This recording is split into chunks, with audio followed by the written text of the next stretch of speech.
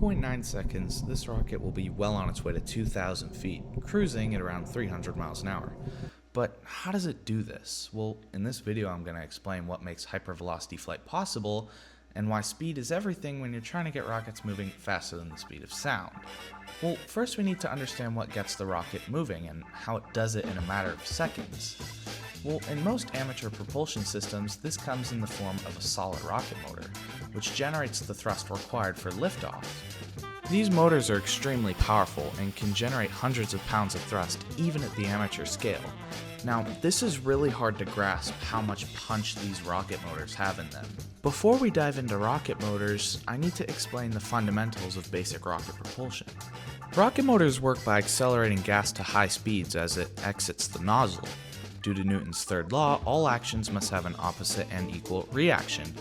In this case, we push mass downwards and, as a result, get pushed upwards. That's our counteracting force. This is essentially how we create thrust. A good real-life analogy is letting go of a balloon without tying one of its ends. The balloon whizzes away because it pushes air in one direction and, as a result of that, gets forced upwards in the opposite direction as it's pushing the air. This is similar to rocketry in how we push mass downwards in the form of gas and as a result get pushed upwards. That's basically how rocket propulsion works. Now you may have noticed earlier that I said solid rocket motor. Well, why do I specify this? Well, there are actually two main types of rocket engines, the liquid engine and the solid motor. Well, why do I say motor instead of engine? By definition, an engine is a machine containing moving parts, and a solid rocket motor doesn't have any. I'll explain why in a second. A liquid rocket engine works by injecting a fuel and oxidizer into a combustion chamber and then igniting them to create thrust. A solid rocket motor, on the other hand, has a solid propellant containing its own fuel and oxidizer. The typical propellant in a solid rocket motor is APCP, or ammonium perchloride composite propellant. This propellant is used on the Space Shuttle and SLS solid rocket boosters. Since our fuel is stored as a solid, we can neglect the need for complex machinery like turbopumps and valves. This has an extensive list of advantages, some of them being the fact that the solid rocket motor ends up being cheaper, more reliable, and just in general more simple to use. Now let's take a look at the cross-section of a solid rocket motor. Here I have a 3D CAD model of an AeroTech 38360 motor. The first key component we have is the nozzle, which accelerates the gas flow to supersonic speeds. It does this by choking all the gas flow and essentially converting pressure into velocity by cramming all the particles into a really tight space before releasing them out the back of the motor. This essentially gains us more thrust because the more mass we push out the bottom, the more force we gain going in the opposite direction, as the counteracting force is larger. Here's actually a little nozzle from a CTI 29mm rocket. You can see how there's a really small gap in there. That's where all the gas gets crammed through and then accelerated out the larger deconverging side. Pretty cool. Okay, but how do we actually keep all of our solid propellant stored if it's a solid propellant? Well, I have the answer right here, and you can see it's in the form of a grain or a slug of propellant. Now, all the gray stuff is the ammonium perchloride, our propellant, and the hole in the middle is known as the grain geometry, or inner core of the grain.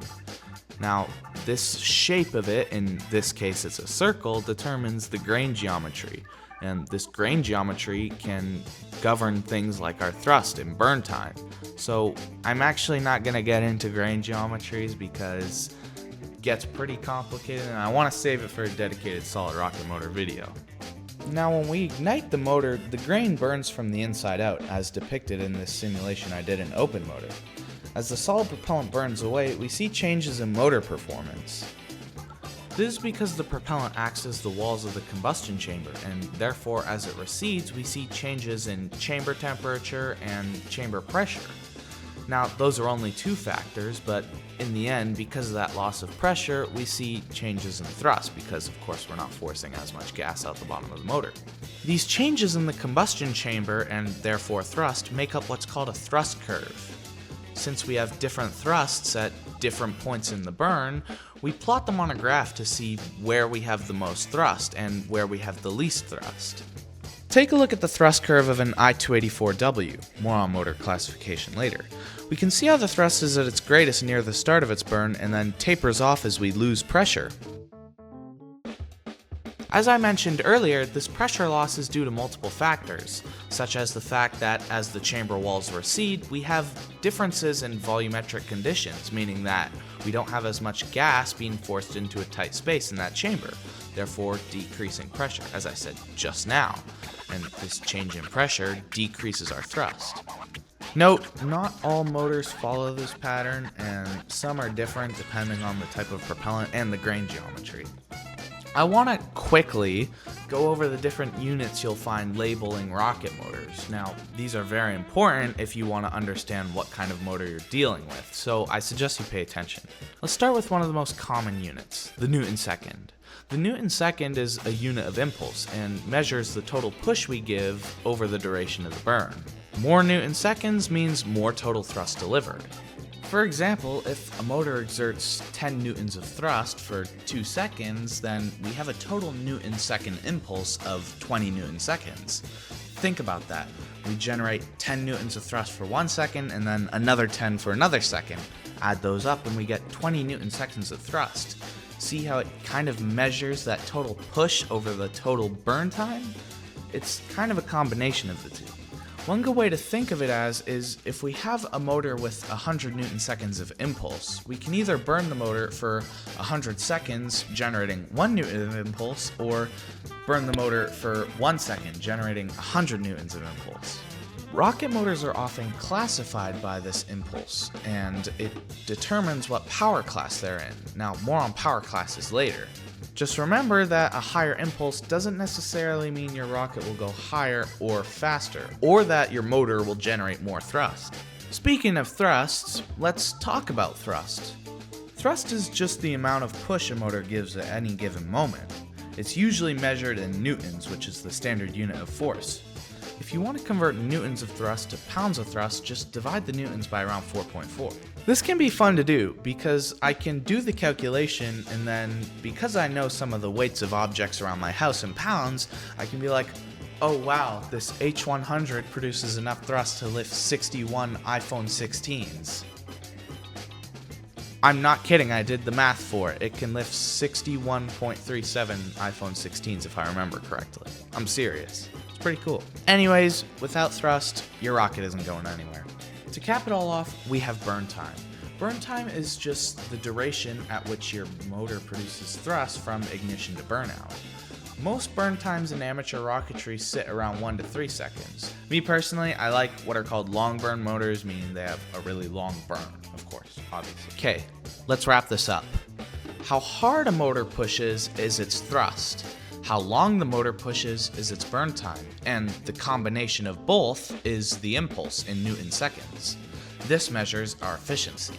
Before we finish on the topic of propulsion, I want to talk about how you classify a rocket motor.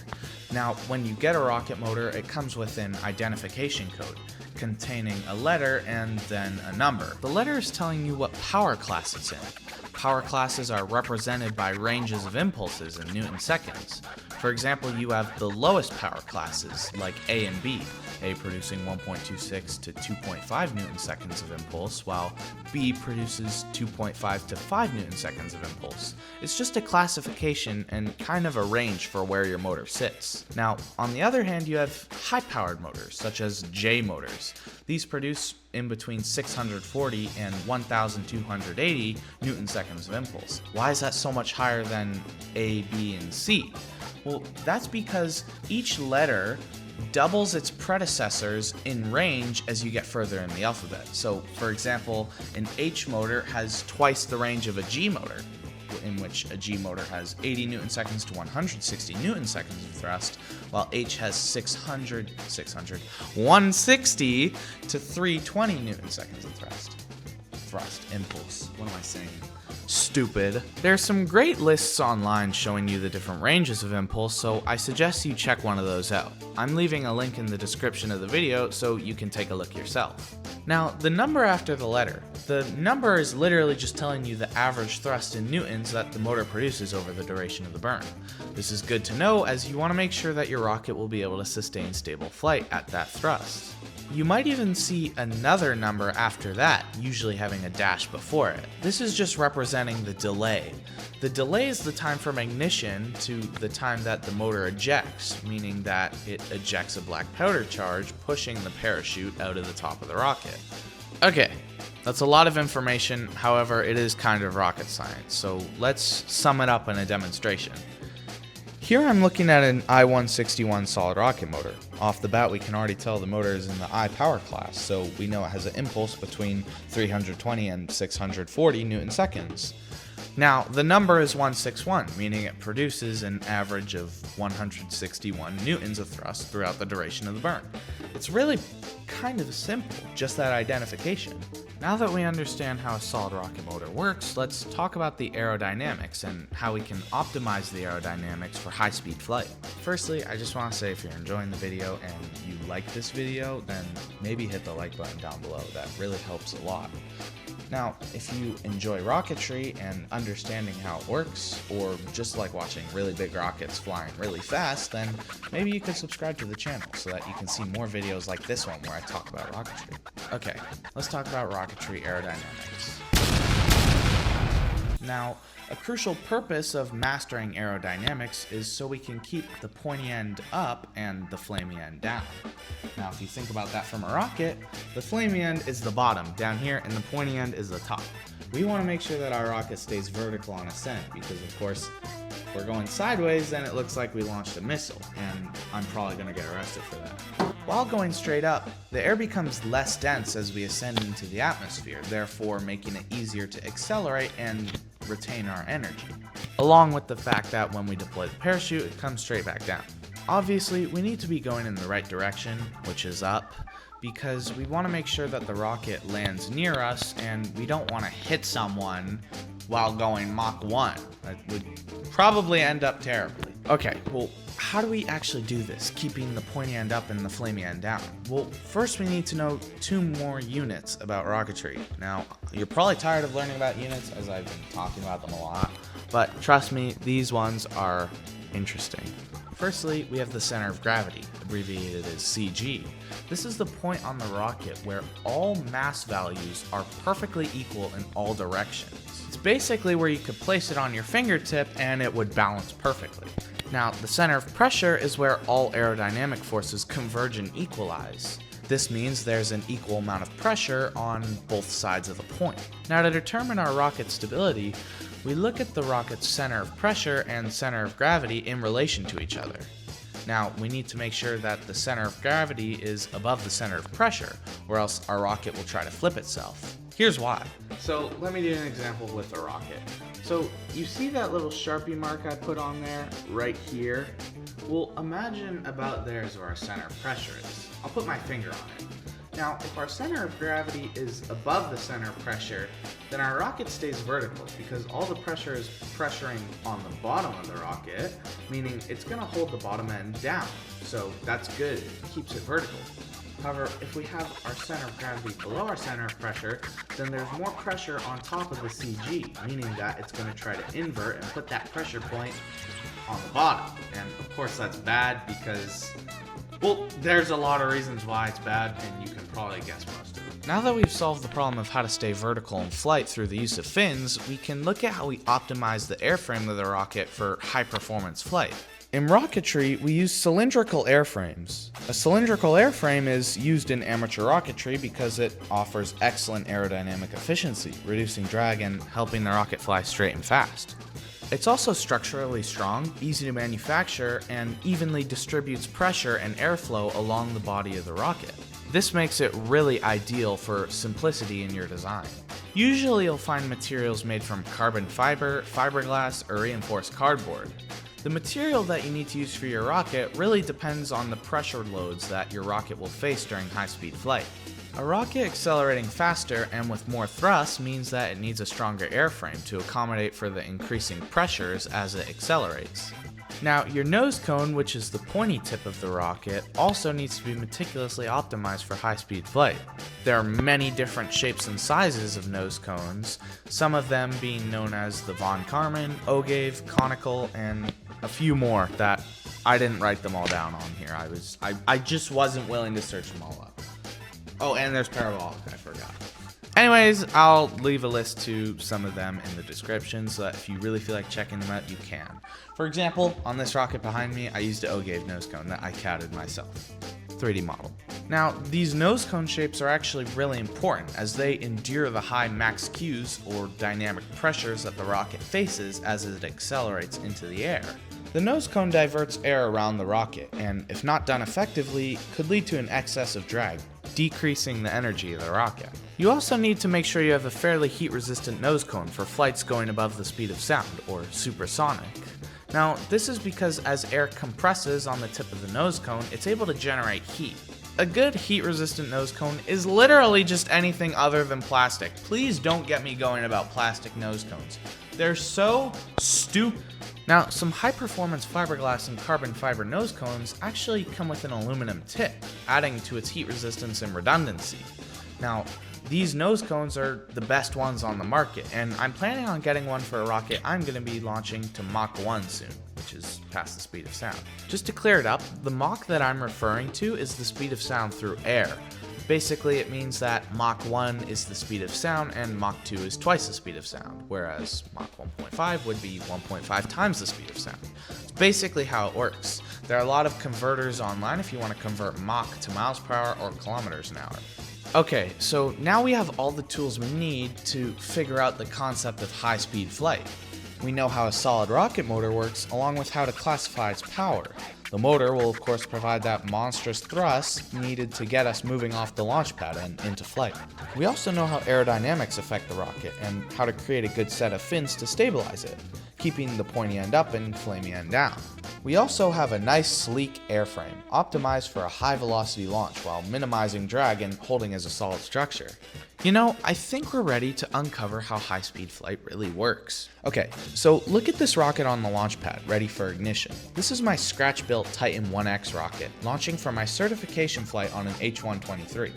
Now, before we even launch, we know something about the rocket, and that, of course, is the motor.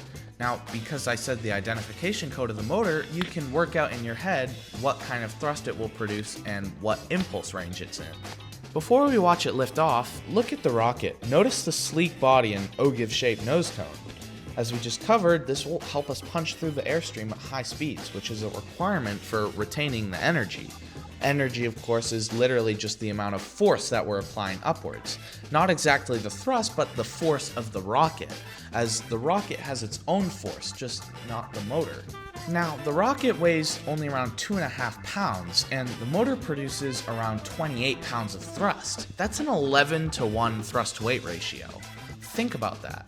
The motor produces 10 times more thrust than the weight of this entire rocket. You're basically just setting off a bomb underneath the rocket, and then the rocket's gonna ride that bomb for a few seconds. Alright, now let's watch the motor ignite and begin its journey upward. First, notice the speed of the exhaust gases. Remember how we discussed the nozzle and how it accelerates the gas flow to supersonic speeds? Look at the ground shot. We can see the fins doing a nice job keeping pointy end up and flamey end down. However, right here there's one considerable oscillation. I'm pretty sure that this was just due to the fact that the rocket wasn't going fast enough. Without a lot of airflow, we don't have a lot of pressure on the fins, meaning it's not trying to force itself to go vertical. This is because without that pressure on the sides of the fins, they're not being forced to go parallel with the airstream. Okay, here's burnout, which, as discussed earlier, is the point where the motor depressurizes and ceases to produce thrust. This is usually the point in flight where the rocket is going the fastest, as it's had the longest time to accelerate. The rocket reached around 300 miles per hour, which by the way really isn't that fast for an amateur rocket. I just love this video so much as it was my certification flight that I had to put it in as the example for the video. Anyway, right after burnout, the rocket decelerates rapidly as a result of gravity and drag. At this point, airframe design is key, as a slimmer body can result in you retaining more of that energy you gained from the boost phase when you accelerated under the influence of the rocket motor. Now, once the ascent phase is done, which is just made up from the boost and coast phases, then you wait for your recovery gear to deploy, hopefully. And after your recovery gear deploys, hopefully, you hope that it touches down in one piece. Again, hopefully. That's just about it. I mean, there is a lot more in terms of the physics when it comes to high-speed flight, but we really covered the general concept of it in this video. Now, of course, I hope you really enjoyed it, as I put a lot of effort into this video. Now, the purpose of making a video like this is to teach you, the viewer, something new, or maybe inspire you to pursue rocketry in your own time, as it's a passion that I really have and it's still growing, and it's one that I would love you to develop yourself because it's just so great for you in so many different ways. If you like this type of content and think it's worth watching, I would really suggest that you subscribe to the channel, as it helps me out a lot and you'll be able to see more videos like this one that I just made about rocketry. Now, they're all going to be about rocketry, so if that's what you're interested in, then I would definitely suggest you stay around. If you like this video in particular, I would really appreciate if you hit the like button, and maybe even dropped a comment for what you'd like to see in a future video, as I'm always open to feedback. Anyway, before I say goodbye, I just want to say have a good rest of your day, and just know that the sky is never the limit. So, I'll see you guys later.